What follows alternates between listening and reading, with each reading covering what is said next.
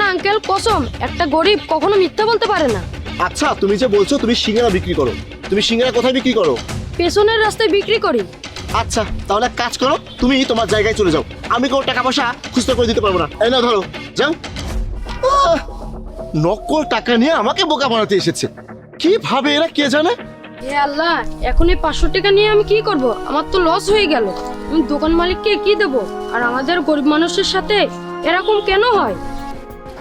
কি ব্যাপার জাহিদ, কেমন আছো? প্রতিবেশীদের তো খোঁজই নাও না। আরে এসো এসো, বসো।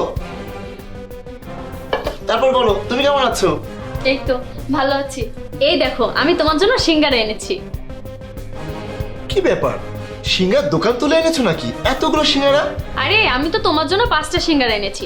তাছাড়া আমি তো 30টা সিঙ্গারা এনেছিলাম। 5টা আমি খেয়েছি, 20টা বাসায় দিয়েছি, আর 5টা এখানে এনেছি। জানো, আমি আজকে এই সিঙ্গারাগুলো না একটা পিচ্চি থেকে নিয়ে এসেছিলাম।